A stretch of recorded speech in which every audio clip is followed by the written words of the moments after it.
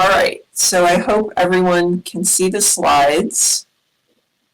Okay, so I really appreciate the invitation to this conference. It is exciting to be using this innovative virtual platform to talk about how technology can help speech-language pathologists in schools serve children better.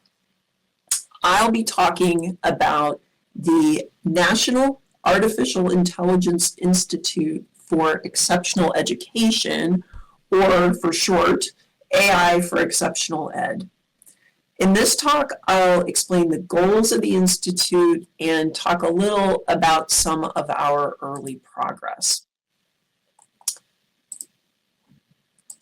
And I want to acknowledge our funders. The National Science Foundation funds 27 AI institutes. I'll get back to that a little later.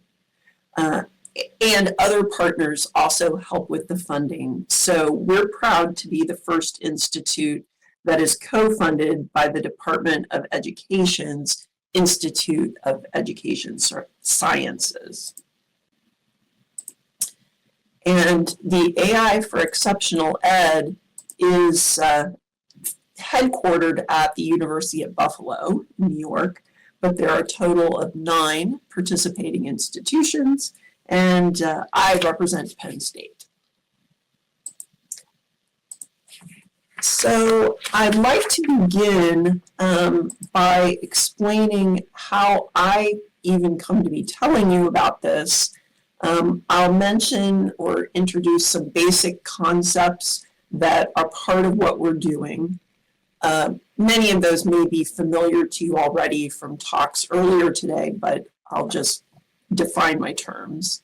But first of all, let me say a little bit about myself. I am a psychologist. I'm a language scientist.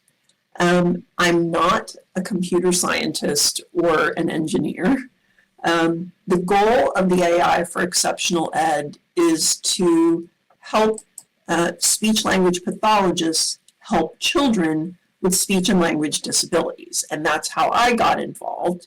My role in the Institute is to contribute expertise on language development, language disabilities, and the assessment of language. Personally, my understanding of AI is pretty superficial, but I'm learning new stuff about AI every day, I'm sure as many of you are.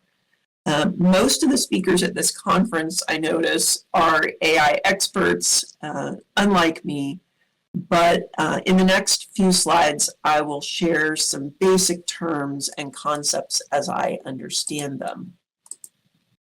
So first of all, what do we mean by artificial intelligence? I know some of this has already been mentioned. Artificial intelligence means machines that are capable of doing tasks that typically require human intelligence. For example, learning from experience or understanding natural language, like we saw Pi doing in the last presentation. By machine, we mean a computer program. Now, traditional computer programs follow predefined rules and instructions to perform specific tasks, and generally they don't learn from experiences or adapt to new situations. But AI is supposed to be adaptable. And we can talk about 2 types of AI. One is artificial general intelligence, which would be a machine that could successfully perform any intellectual task that a human being can. That's sometimes called strong AI, but that's still science fiction. So like the Terminator or Data, the android, which somebody mentioned, came up in the last presentation. And I love Data too, but we're not there yet. Another kind of AI is applied AI, where we use software to study or accomplish specific problem solving or reasoning tasks, also known as weak AI, although it can be pretty powerful. And it's this kind of applied AI that is what the AI for exceptional ed is working on. So let me talk a little bit more about that and focus in on machine learning. So the AI for exceptional ed consists of many projects. A lot of them involve some form of machine learning. So information is fed into a model. It manipulates the data. The machine learning model manipulates the data and makes predictions. Giving a label to something or putting it into a category is a kind of prediction. So in this example, an image goes into the model and it produces a prediction. This thing belongs to the category known as Barney.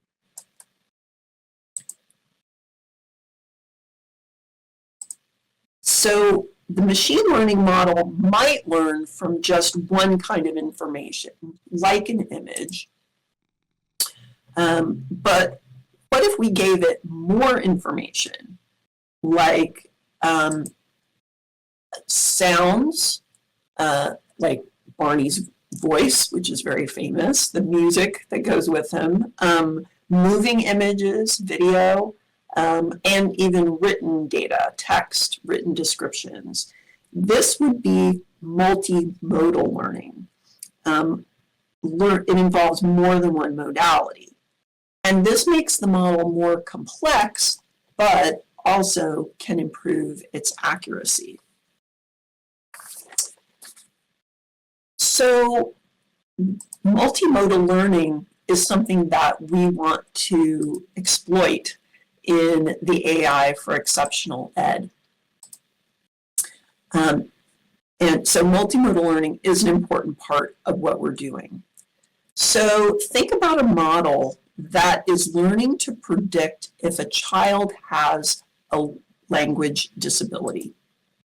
It might take audio and extract different kinds of information from that audio recording of the child's speech, like the speech sounds themselves, the hesitations and mispronunciations, the intonation.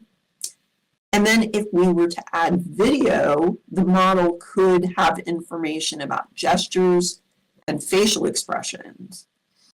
And then furthermore, you sort of see in this schematic here how we're kind of piling up all of those different modalities. And also that's happening in time, right? So the model could learn about how all of these pieces of information are combined together over time. This is not easy, but if we could make it work, this would be a very powerful tool for speech-language pathologists who work with children. Now, the big news these days is about generative AI. And we just saw a great example of that. Pi was an example of a generative AI model. Generative AI is not the same thing as artificial general intelligence. It's called generative because these models generate things. ChatGPT and other large language models generate text, computer code, and so on. There are others like DALL-E that generate images, and there's some that generate music. You may use apps that generate transcripts of speech, unlike the human transcribers at work during this conference.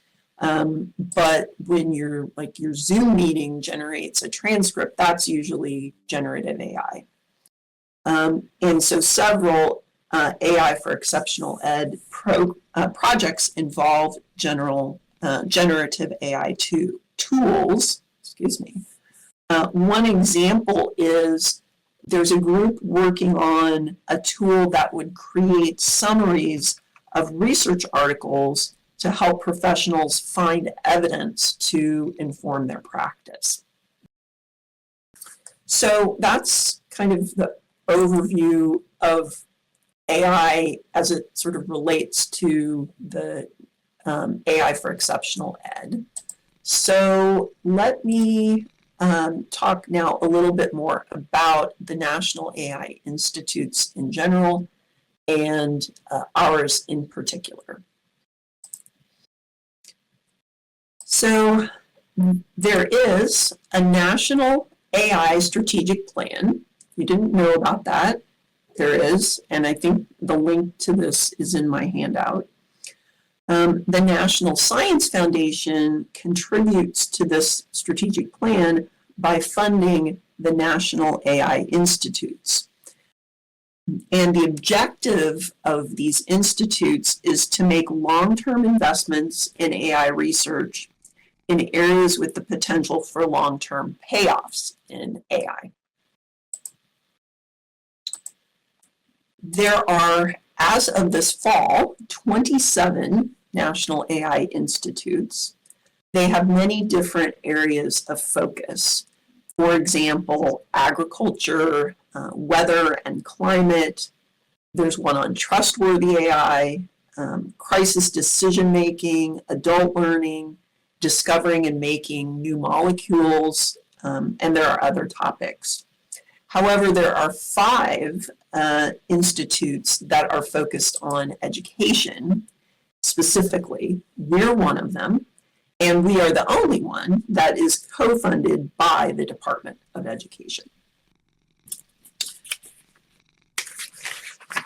Now, I also want to say a few words about ethical and responsible AI, and some of this, I think, will be repeating some things that have already been said today, but I want to recognize that the ethical issues related to AI are many and varied. I think you all know that.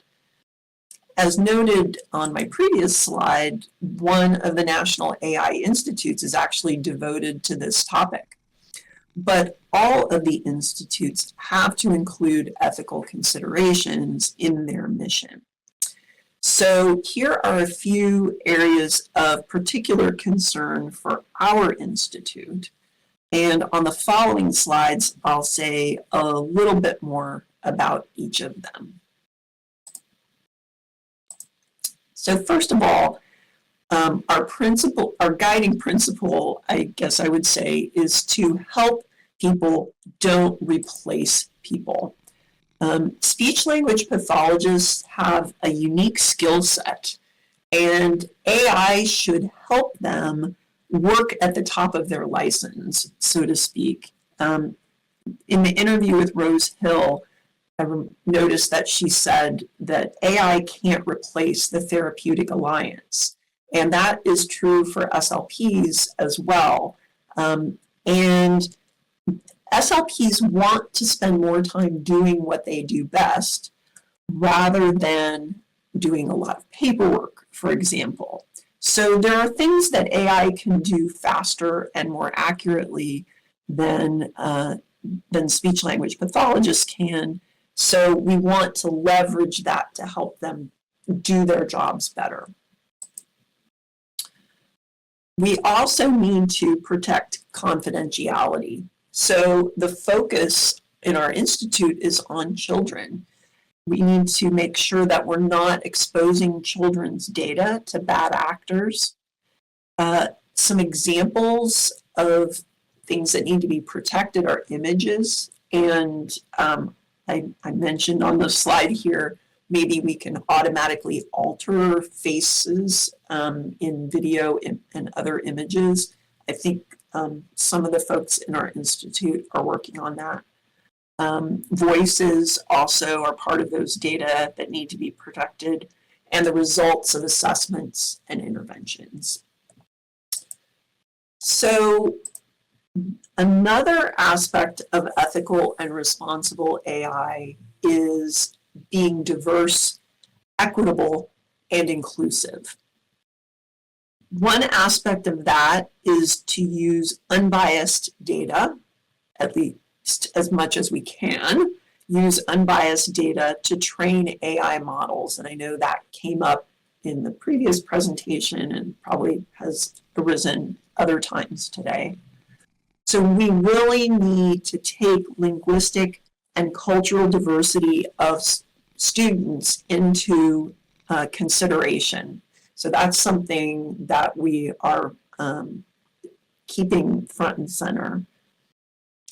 We also need to increase the diversity of researchers and share knowledge of AI with diverse audiences, which is what I'm trying to do today. The National Science Foundation requires all funded projects, not just the AI institutes, all funded projects to include what they call broader impacts. And that means things like STEM education, workforce development, and informing the public about the results of research.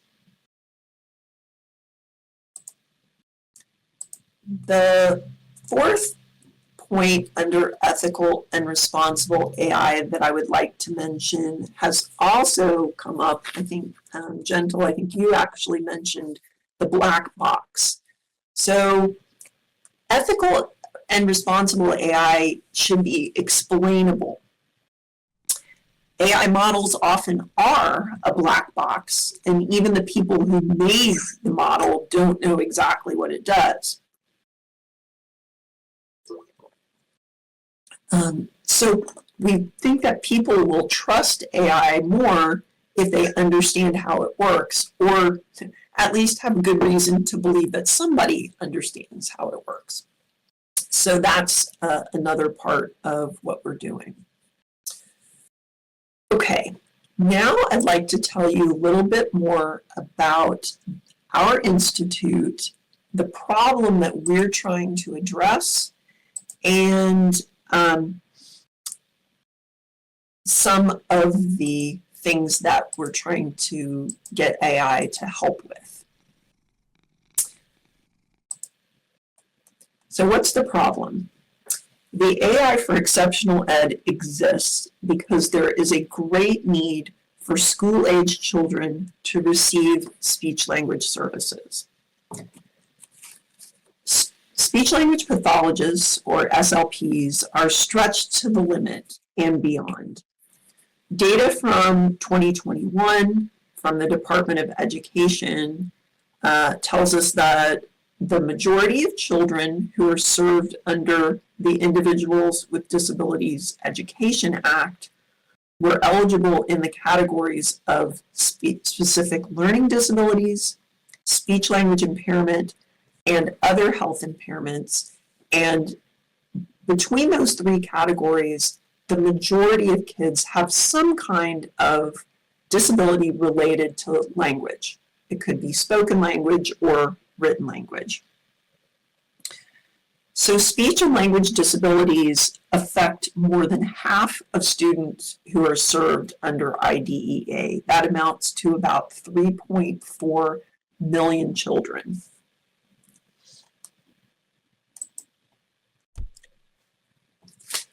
However, there's a gap between the services that are needed and the capacity of the SLP workforce to provide those services. So in 2021, the Bureau of Labor Statistics estimated there were fewer than 61,000 SLPs in US schools to serve those 3.4 million children. As a result, many children are not being identified as eligible for services, although they need them, or they're not receiving the type and amount of services they need. And the citation here is to a paper that we wrote on this topic, which should be, the reference is in the handout. All right, so let's dig into this problem a little bit more and how we think the AI Institute for Exceptional Ed can help. Currently, in most U.S. schools, the system for identifying children in need of speech-language services works something like this. And I know this, I don't know how well you can actually see this graphic, but it doesn't matter. I'll talk you through it. It starts with parents or teachers having concerns about a child, and so referring that child for evaluation. They're evaluated by a speech-language pathologist and indeed by a whole team of professionals. And if the child's eligible, they get an individual education plan, or IEP, that lays out what their services will be. But given the shortages of SLPs, intervention is often done in groups.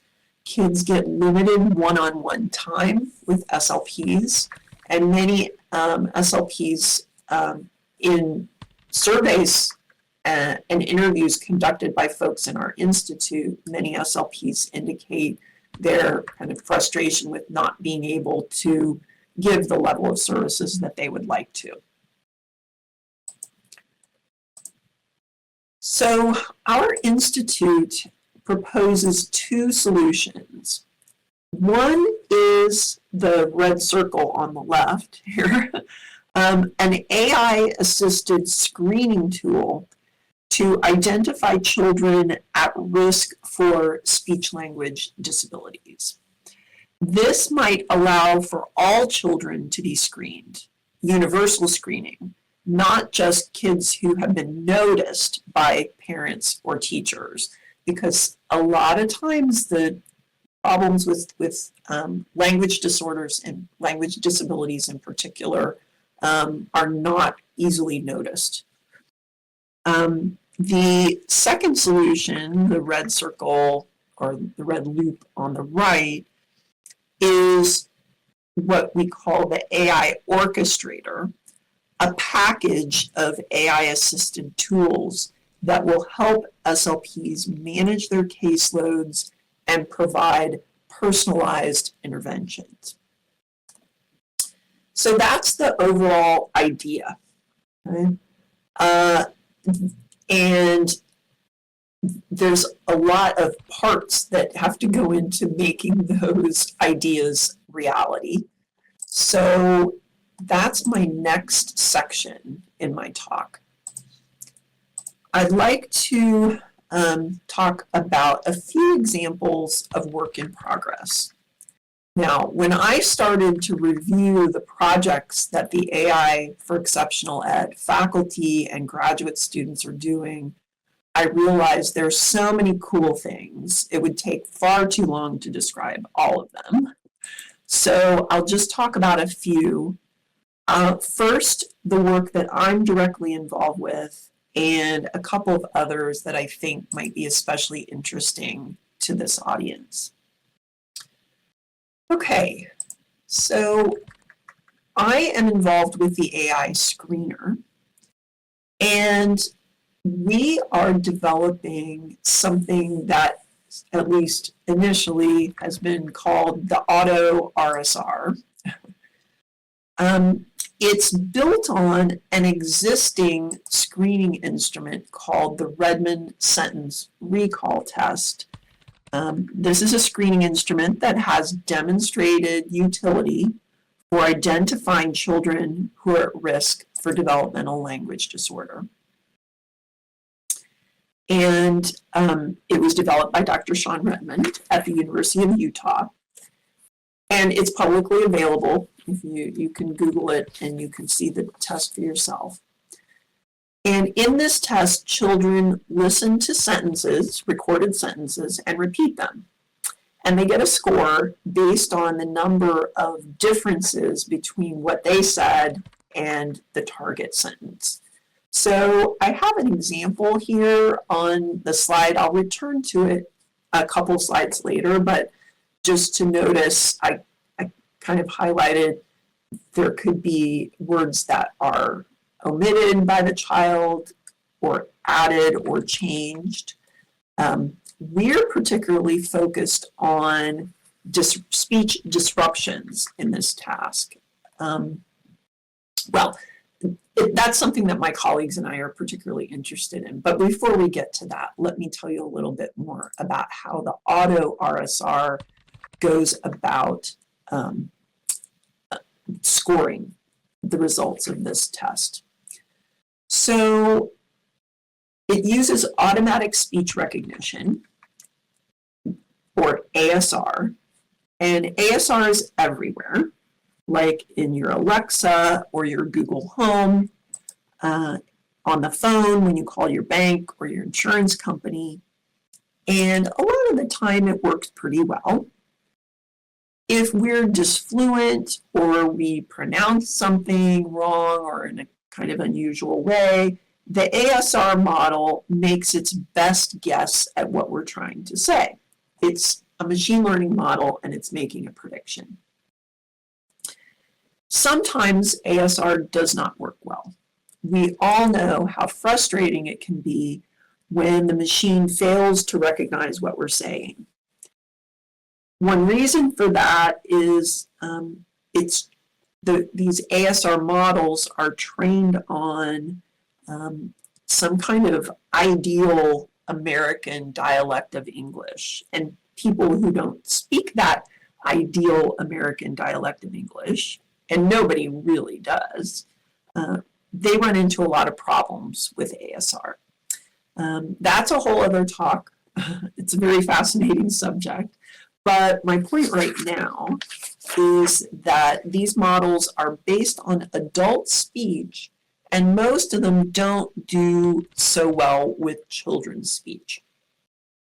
Now, my little call-out balloon there is just to remind us that at least one, maybe more than one, of the teams in the AI for Exceptional Ed are working on better recognition of children's speech.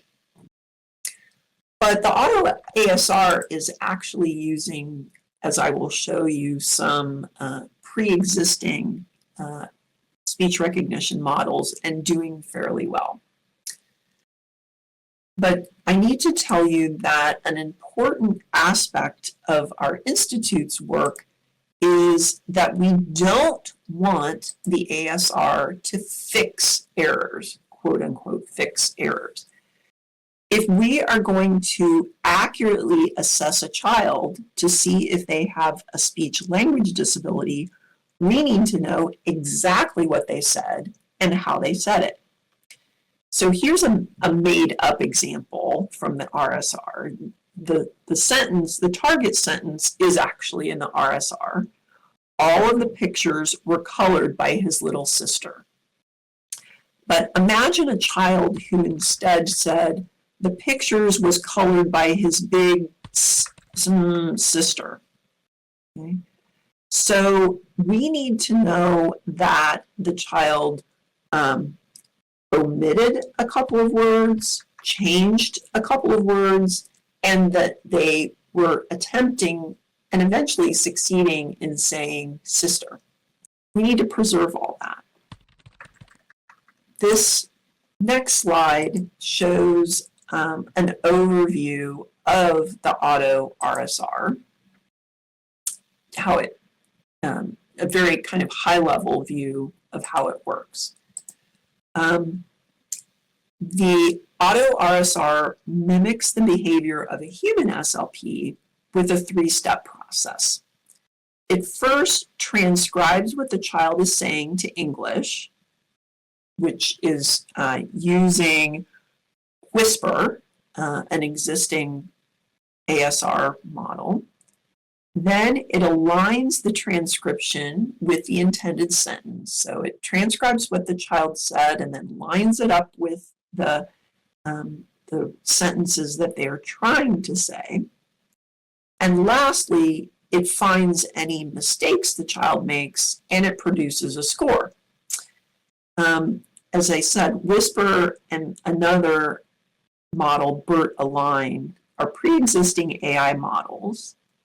The team is modifying these to increase the accuracy of scoring, but it's already over 90% accurate compared to human scoring, which is pretty good. But the details of the transcription, capturing all those disruptions, is not as good. That's my next topic.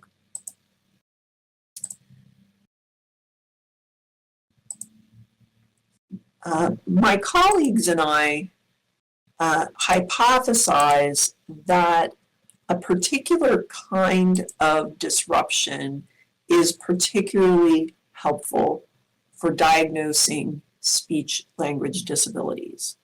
So on the slide we see here stalls, which are a reflection of glitches in the speech production pipeline. That is things like word and phrase repetitions, filled pauses like and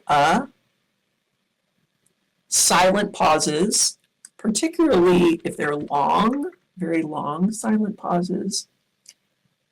So previous research has suggested that children with developmental language disorder demonstrate a larger number of sentence disruptions when compared to their typical peers, even when their utterances were largely grammatical. We hypothesize that stalls will be most apparent in groups of children at risk for developmental language disorder, because a weaker underlying language system will result in more effortful production. So they're having to put in more effort to produce the same sentences as kids without language disabilities. In contrast, revisions in young children have been associated with stronger developing grammars, that is, a stronger underlying language system. So a revision, we believe, reflects self-monitoring of sentence production. So in the example on this slide, I hope you can see it, it may be too small. The child says a little white mouse. Okay, so they were monitoring what they said and corrected it.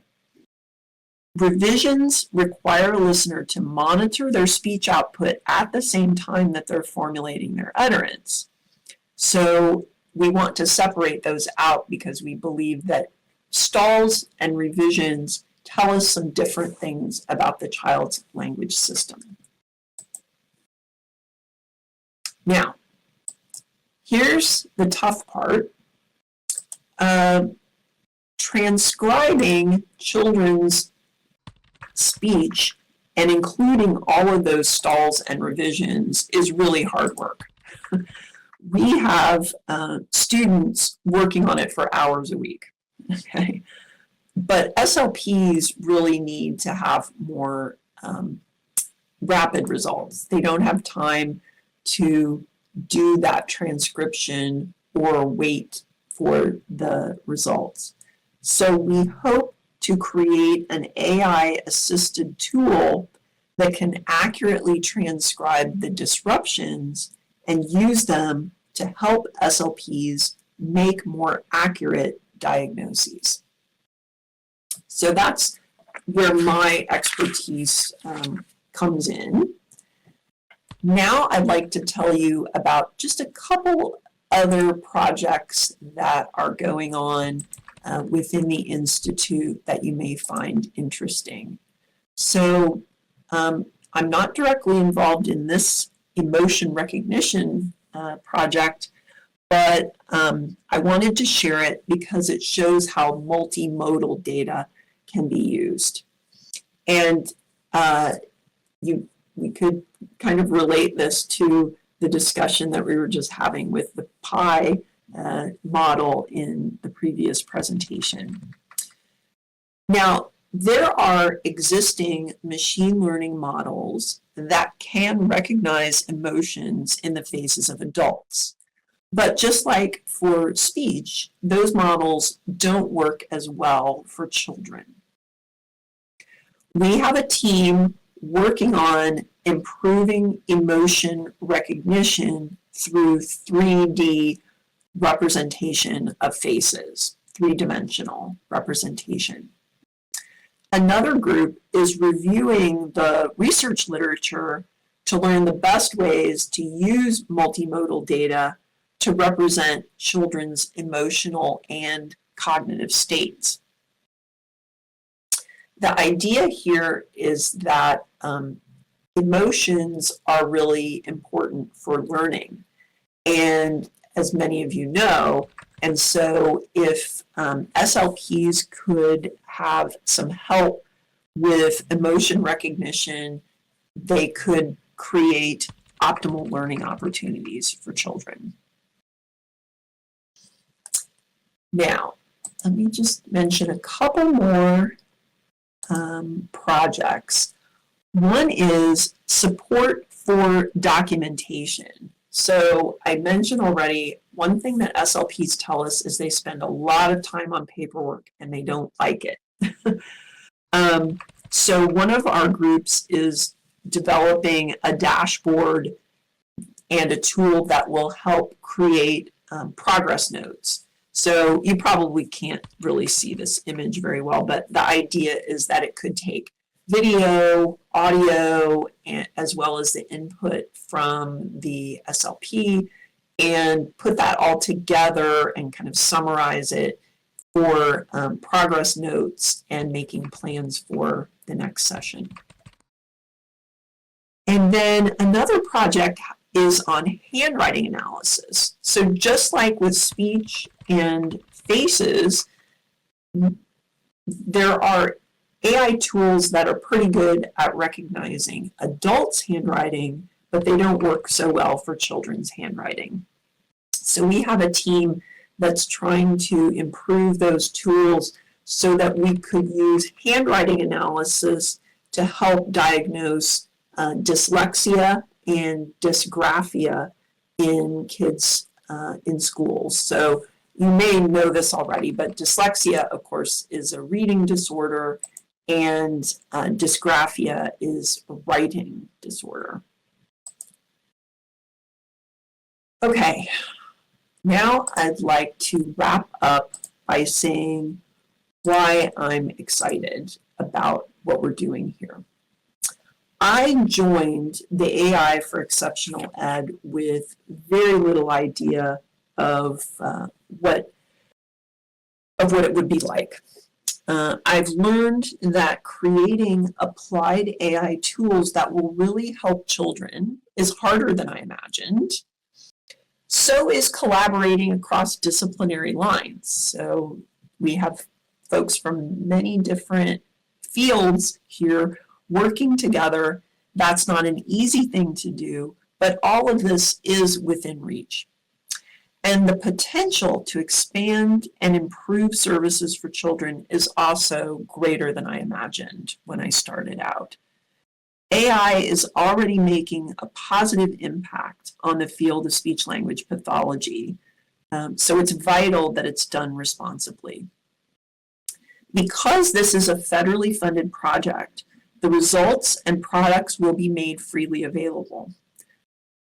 Private companies definitely have a vital role to play in innovation, but I do believe that public investment in AI for the good of all is essential. And that's one reason why I'm so excited about the AI for Exceptional Ed. And that concludes my talk. My references are in the handout. I've got a slide here, but of course you can't read it. And I would just like to open up for questions.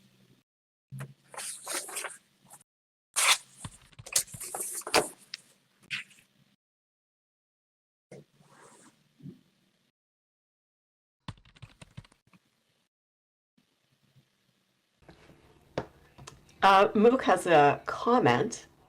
Mm-hmm. Oh, sorry. Go ahead.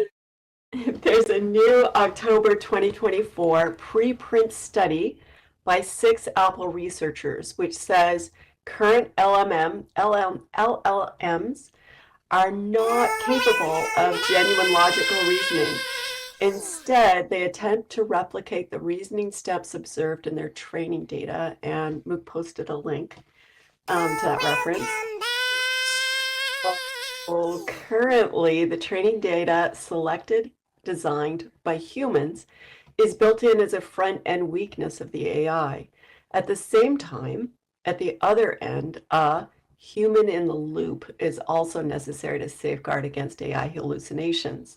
That means a supposedly objective process deemed logical reasoning is actually steered by human fallibility and biases at both ends. Yet, taking the human out of the loop completely may be even more frightening. I would just say I absolutely agree with that. And I think that in the AI Institute for Exceptional Ed, we're really attentive to that. We're not designing tools that need to perform logical reasoning necessarily. And there's definitely, we're keeping that human in the loop aspect of it. One thing about this institute is that the AI solutions are not necessarily in the end going to be the most cutting edge, I think. I hope my technological colleagues wouldn't disagree with that, but we want to make solutions that work for the particular purpose to help SLPs in schools. So they need to work, and that's more important than being cutting edge or the newest thing in AI. And the idea of keeping a human in the loop and having human safeguards is a really important part of what we're doing.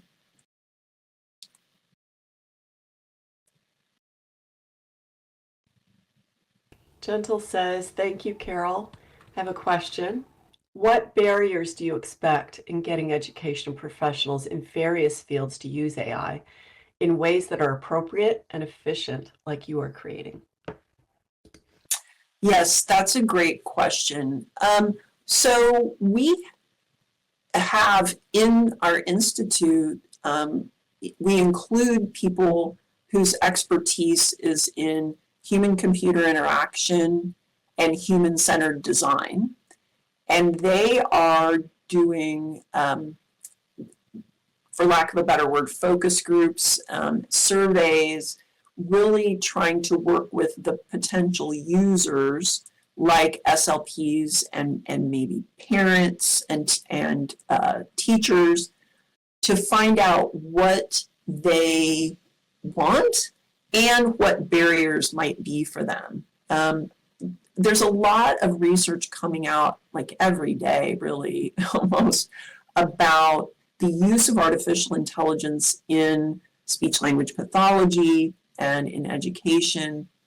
And so I think in just anecdotally talking to speech-language pathologists like at our annual convention, they're very excited about the possibilities. They have fears, they have worries, as they should, but it's probably just the biggest thing is going to be educating people, like explaining what it is we're doing and how it's going to help them, and making sure that we're getting their feedback and a continual, design process so that the tools are things that they really can use.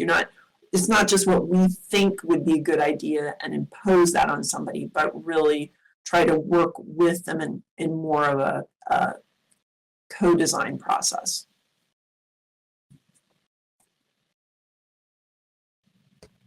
Okay, thanks for that. Steppenwolf asked a question.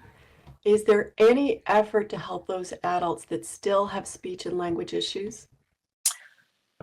Thank you for asking that, because those adults are close to my heart.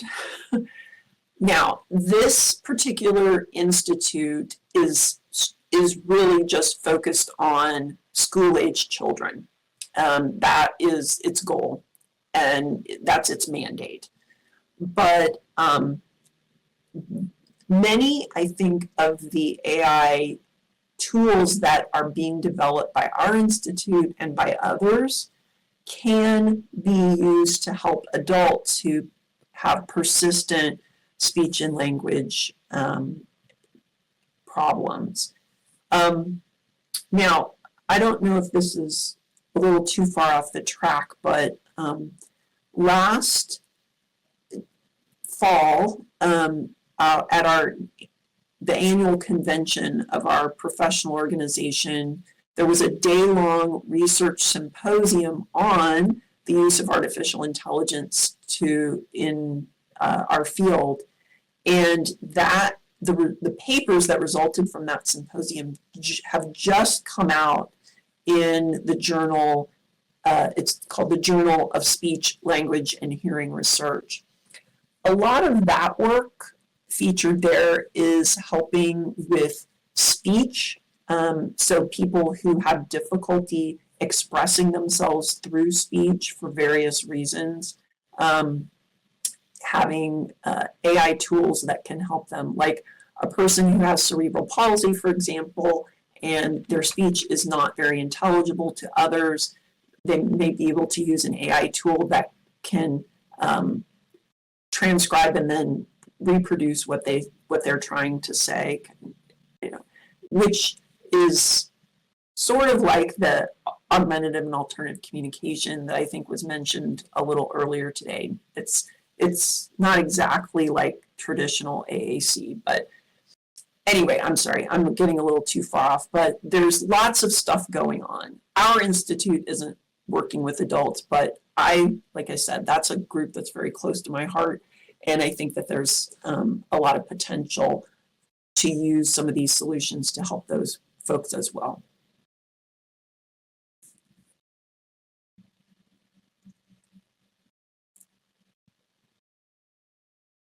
Okay, thank you. Are there any other questions or comments?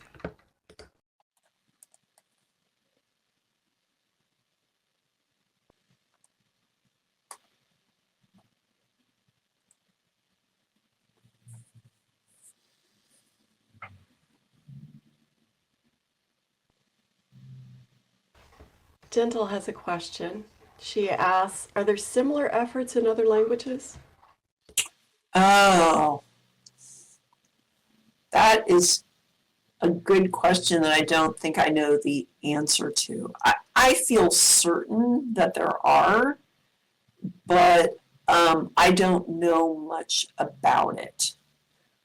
We, of course, in our institute, it's funded by U.S. funders. It's focused on U.S. schools. We're concerned with children in U.S. schools who may speak languages other than English, and we need to take that into account in our work. Children who speak various dialects of English, but work that's being done in other languages, I don't know.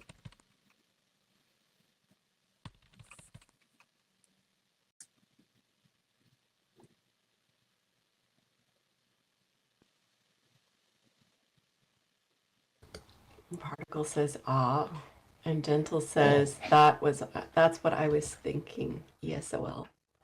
Yeah, I mean, I think that that's not falling squarely within the mandate of our current iteration of the AI Institute, but I definitely see that as that's where we need to go next.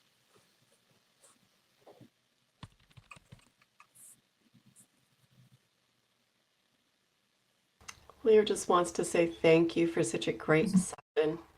And particle physicist says, seems promising in any case. Yes, thank you. Kate saying bravo.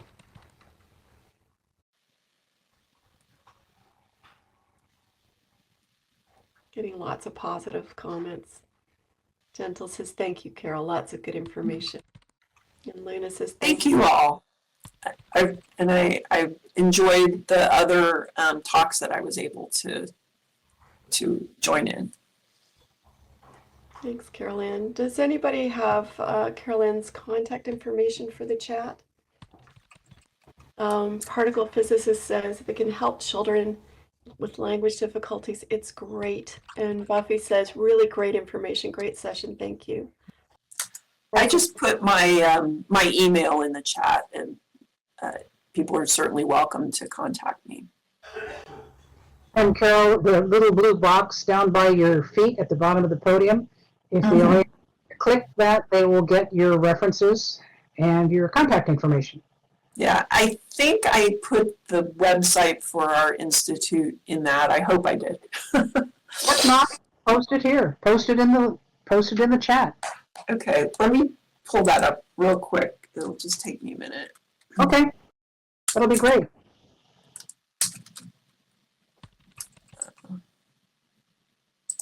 Okay.